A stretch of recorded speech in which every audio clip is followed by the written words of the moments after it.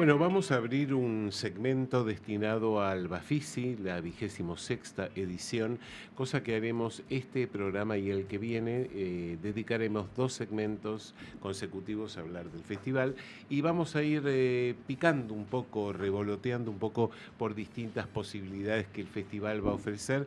En este caso tenemos 2 películas que van a participar en distintas secciones. Una de ellas es Familia, su título es Una cosa lejana, dirigido por Martina Cruz.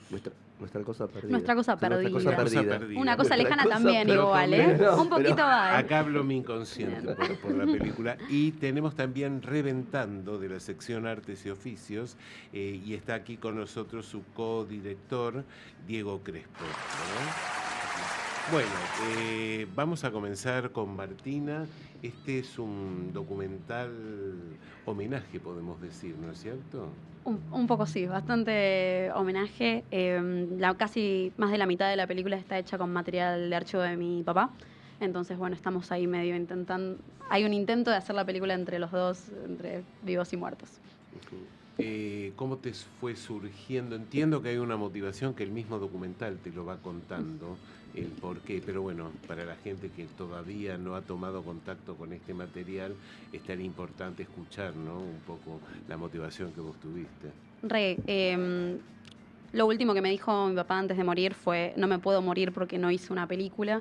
Esa frase a mí me quedó picando muchísimo tiempo, pero recién cuando llegó la cuarentena y quedé encerrada en mi casa con una bolsa de consorcio, que es lo que heredé de él, una bolsa con un montón de guiones, disquetes, no sé, VHS, un montón de quilombo. Dije, bueno, no tengo nada que hacer, y me puse a revisar el material y a digitalizarlo, y empecé a preguntarme un poco por esa película. Ya habían pasado unos años y el duelo estaba un poco más sereno. Y dije, bueno, ¿cómo habrá sido, cómo habrá pensado que iba a ser esa película? Y bueno, un poco la peli que terminamos armando es las posibilidades de lo que podría haber sido esa película que quiso hacer. Entonces es un homenaje y es hacer algo juntos, aunque no parezca posible hacer algo juntos. Hay algo de volver a reacomodar, iba a decir cobrar cuentas también, pero no sé si está... Un poco también, no sé un poco también. De mi parte era como un poco mucho, digo, no sé si decirlo de esa manera, pero digo, es rastrear la personalidad, la vida de una persona que nos es hiper cercana y a la vez completamente desconocido en algún punto, o con cosas que no queríamos ver y que después empezamos a notar, ¿no? Total. Con la productora siempre decimos que es una suerte de policial emocional, porque hay algo de haber ido intentando como ir sin la cercanía, como intentar investigar a alguien por los objetos que dejó, como los textos, y intentar verlo de nuevo. Creo que la palabra que me gustaría usar es como rehistorizar, volver a contarlo y ver cómo lo quiero contar ahora, y ojalá en 10 años contarlo de otra manera, no sé. Pero por lo menos esta es una nueva versión, y yo creo que capaz cuando era chica estaba como muy fascinada con mi papá, sobre todo porque me mostró el cine y los libros y las historias, y lo tengo como muy vinculado a algo que me encanta, que me gusta. Y quizás, bueno, ahora, adolescencia o muerte de por medio, todo esto, empecé a verle otros lados, también más oscuros, más difíciles, feminismo de por medio también, como revisarlo. Y siento que capaz esta peli es la combinación de esas dos emociones, y entender que, bueno, es todo esto, y por eso es complejo. No es ni malo ni bueno, es una persona y lo puedo extrañar así, sabiendo cómo es. Exactamente. Es un documental muy honesto, sobre todo porque lo acerca al espectador a un montón de imágenes muy tempranas de tu vida, con las cuales el espectador empatiza y hasta genera una instancia de mucho afecto y cariño, para después sorprenderlo a este mismo espectador con tu voz en off, en la cual marcás esas contradicciones o esos sentimientos del presente que aparentemente contradicen todo esto que vos mostrás, ¿no? Total, y creo que es como... Así podrían hacerlo de todos nosotros, ¿no? Como que todos tenemos esas tensiones, esas contradicciones. Y para mí fue súper fuerte y emocionante ver que capaz lo que decían los amigos de mi papá no tenía nada que ver a lo que decía mi mamá de mi papá, claro, mi hermana, y lo que pensaba yo, como que podrían haber sido todas personas diferentes, pero bueno, es una. Así que bueno, fue también un rodaje súper sensible para todas las partes. Yo con los amigos de mi papá no me veía desde el velorio, y de repente habían pasado 4 o 5 años y nos encontramos ahí, hicimos un asado, tomamos vino, no sé, como que fue una secuencia como linda por fuera del gesto de hacer la película también. Claro. Completar una cosa de los vínculos, pero hay algo caleidoscópico en la película también, de las figuras que se forman y de las que se deforman. Sí, sí, y deformar todo lo que eso, se ¿no? pueda, total, sí, sí. Y también intenté traer un poco el cine como otro Exacto. factor y traer escenas de películas. Y hoy hablaba más temprano con una amiga de que para mí el cine fue la forma en la que nos pudimos comunicar con mi familia siempre. Como, bueno, capaz no puedo decirte estoy triste o verbalizar realmente algo, pero puedo decirte, che, ¿viste esa película en tal peli que pasa esto? Claro, Así me siento. claro. Entonces como que funcione como una traducción el cine. Entonces intenté traerlo también de alguna manera, como ese idioma en común que seguimos teniendo y que es lindo. Bueno, y Reventando es un documental que no hubiera sido posible de no haber encontrado a este protagonista, porque es un documental de un protagonista. ¿Cómo lo encontraron y cómo surgió la idea de filmar un documental con él? Es la historia de Aldo. Aldo siempre nos decía, no entiendo por qué están grabando una película con mi vida que no tiene nada atractivo, no es importante. Bueno, depende de cómo lo mire las cosas, puede ser importante, atractivo para quién, qué mundos son ajenos a cada uno, y de repente el mundo del boxeo, de la D o de la última liga, la menos profesional, puede llegar a ser atractivo.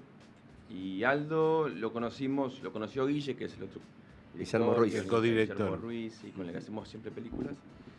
Lo conoció como relator de fútbol de Barraca Central, un equipo de ascenso. Algo demás es relator de fútbol, hace todo, es un buscavidas de los medios y del boxeo y del fútbol. Y lo conoció relatando fútbol. Guille estaba haciendo cámara para un sindicato, una cosa rarísima. Entonces, en esto de tener siempre la antena parada, buscando historias para contar, mundos y luego historias que atraviesen ese mundo, que lo tengan como contexto. Bueno, hasta aparece Aldo y nos empieza a contar que labura, armando peleas de boxeo, buscándole a quién le falta uno medio malo para ganar, otro medio para perder, mundo gris, muy trucho, muy desangelado, digamos. Y dijimos, ahí tiene que haber una historia en este mundo. Y Aldo parecía que no tenía nada como trascendente, según él, hasta que un amigo en común nos dice, pregúntale que tiene un plan. Pregúntale qué plan tiene Aldo. ¿Qué plan? Y pregúntale que tiene un plan de vida. Y le preguntamos qué plan tenía Aldo, y bueno, un poco es la tagline en la bajada, Aldo tiene un plan. Y tenía un plan maravilloso, o sea, la historia de un antihéroe, como es Aldo, porque está creído de todo, como en las últimas, Sí. con un plan épico. Enorme, un plan que es un volantazo. Bueno, de eso trata la película. Cuenta en un seguimiento de más de 3 años de cámara, seguimiento de personaje, su plan, su master plan. Con ese contexto, ¿no? Del boxeo en Paraguay, el boxeo en el conurbano. Bueno, esa es la historia que intentamos contar. Vos decías recién, Aldo no entendía por qué lo estaban filmando. Pero para estar ahí adelante y para mostrarse como se muestra en la película, hubo algo que ustedes consiguieron también, que es lo que sucede en general con los documentales, ¿no? Entrar y poder romper la barrera y que no se note que hay una cámara, pero para todo eso hay que generar un vínculo, claramente. Súper. Digamos, no te digo que quedamos amigos de Aldo, pero después de muchos, porque aparte es una contraindicación el punto del documental. No, cagaste, cuando te pones amigo, no tenés distancia. No te entras en concesiones, se arruina todo. Entonces, ese fue un desafío, marcar esa distancia y que la cámara, tratando de alejarnos del punto de vista, casi como muchas veces escondida, entrar en esta confianza que voy a decir, que es clave para que casi no te des cuenta que estás grabando, ¿no? Y ahí aparecen situaciones.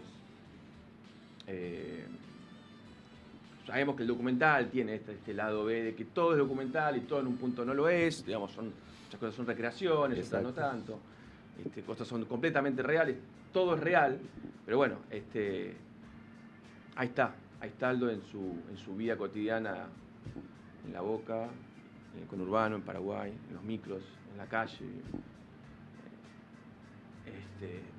Han filmado, me imagino que han filmado mucho también, y que es un documental que se construye, se debe haber construido también en la edición, porque hacen la aparición de esos pupilos, podríamos decirle de alguna manera, que Sí. va eligiendo y van contando un poquitito también esas historias. Otra cantidad de boxeadores fueron quedando en el camino. En la isla de edición, Mm. digamos. En la isla de edición, Claro. por supuesto. Muchas veces el timing del rodaje ya te das cuenta que eso no iba a prosperar o qué tal. Pero Sí, en la obvio. isla se arma la película otra vez, se arma de verdad la película. E incluso la película fue cambiando de nombre porque había una hipótesis que era Aldo y su plan en el mundo del boxeo. Sí. Se llamaba Agente Internacional antes, porque Aldo realmente... Es un agente representante O también, internacional. también se podría haber llamado El Plan de Aldo. Creo que es su segundo título, ¿no? Sí, sí, tuvo... O Aldo tiene un plan. Totalmente, sí. Sí, sí, sí. Bueno, así que nada, hubieron otras hipótesis parecidas a la de la gente, y hasta que ganó la de contemos esto, ¿no? Porque hay mucho para contar, ¿viste? Justamente pasa, ¿no? Como despejar la paja del trigo y decir, es esto, ¿no? Es tanto, ¿viste? Ir a una sola cosa y darle duro a eso. Hablando de la isla de edición, el documental termina en un momento determinado, y luego hay 2 placas que agregan contenido a la historia. ¿Viste qué prolijo que Ay, estoy? estás Muy bien. cuidándote de una manera. Sabía que iba a ¿En ser qué momento va a explotar todo esto? No, nunca. La pregunta es, Sí. estas placas que se agregan, ¿no estaban contempladas en el momento de la finalización del rodaje? ¿El documental hubiera terminado de alguna otra manera en ese caso? Ujú. El documental termina en ese avión. Ah, ok. Termina Bien, ahí. bien. Lo que pasa que lo que ocurre después no lo vamos a contar, pero bueno, No. es inmediato. Ajá. Ocurrió al toque que se terminó de grabar. Claro. Terminamos hace muy poquito de grabar, de editar, es larguísimo el proyecto. Entonces, no podíamos no ponerlo. Queda casi malintencionado el título de la película. Lo No, que pasa que no me parece. Ah, no, claro. son fantasmas de uno, pero Puede ser. sí, lógico. No. Fue puesto el nombre muchísimo, hace un montón, hace más de un año. El título es más amplio, alude a muchas cosas. Sí, de Total, esa manera. total. Totalmente. Pero, Pero justo, claro. con un crayón grueso vos la ves y bueno, viste este tipo. Claro, no. Bueno, nada, así las cosas. Hay algo que, sin querer queriendo, el azar es así, la La vida, asociación. unifica estas 2 películas claramente. Digo, hay algo de lo fantasmático Sí. y hay algo de los perdedores y hay algo del conurbano. ¿No? Todo eso contando descentrado, de alguna manera, descentrado de lo que en general está. Sí. Recontra, no sé si Re- querés no, agregar. no, y me encanta que contemos la de los perdedores. Es Claro. nuestro team, estoy de acuerdo. Bien. Sí, sobre todo que pareciera a veces en la historia de los ganadores no haber demasiado para contar. Claro. No sería quizás una buena elección de gancho para ir a ver una historia de triunfadores. Por lo menos en estas películas, por lo menos hablo de la nuestra, de películas chiquitas, de bajo presupuesto, de 2, 3 personas y donde todos hacemos todo. Y son historias que, nada, que representan sobre todo una cosmovisión que tenemos sobre los antihéroes, Sí, y lo antiépico, y lo no solemne, ¿no? Sí. Escapamos a eso.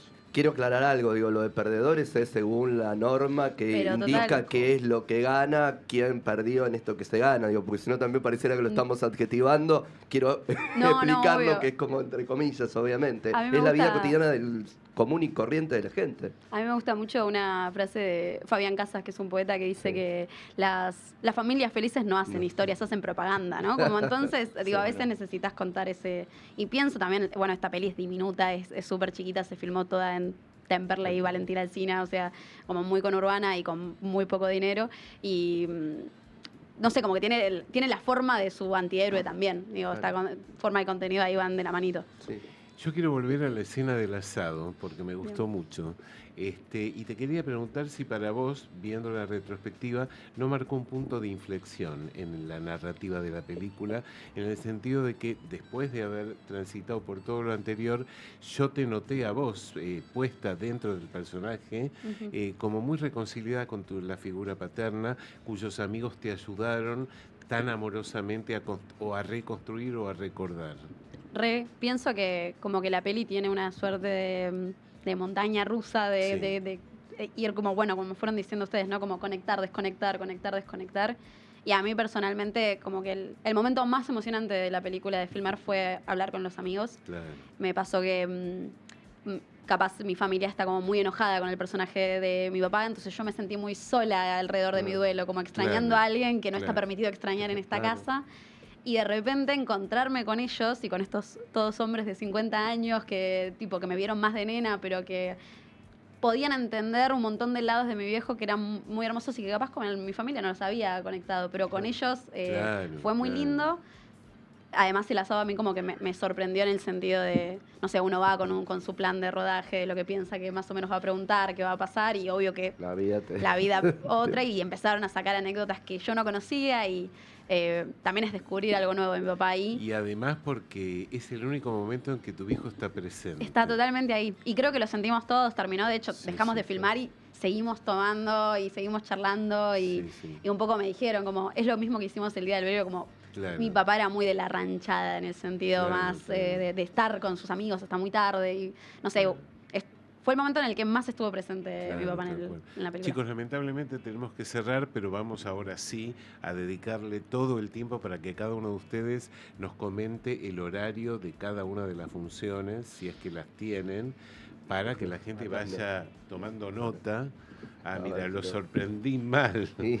Porque un poco la idea nuestra es no solo hablar de las películas, Sino adelantarlas para que las puedan ver, adelantarlas porque después justamente para estamos que hablando la, de algo que ya para que la gente reintrodujo que función. está Muy bien, escuchando sí. pueda acercarse a... Yo dejé el teléfono y la placa y el arma fuera. Ah, del ok, estudio. bueno. Que yo te busco a ver si... Bueno, mientras tanto, yo tengo Martina, las creo fechas, que- tengo entendido que están agotadas, pero Epa, que ¿todas? sí, todas, Guau. pero que quedan las acreditaciones del Bafisi, Sí, y me sí, imagino sí, que debe sí. haber Sí.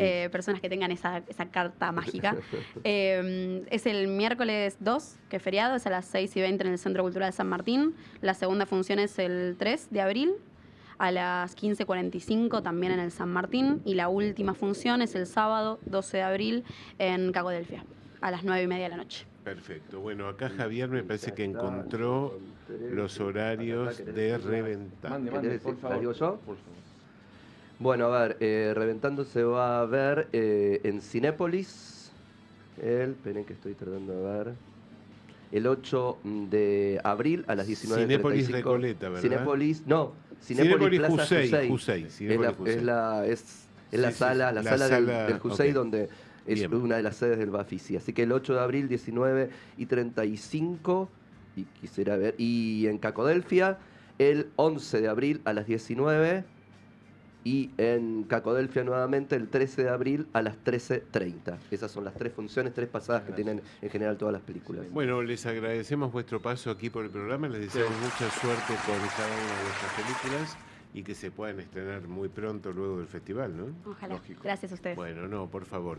Nos vamos con el segundo de los temas de hoy que corresponde al documental La Oje de Kenia Oz del film homónimo. Vamos a escuchar el tema.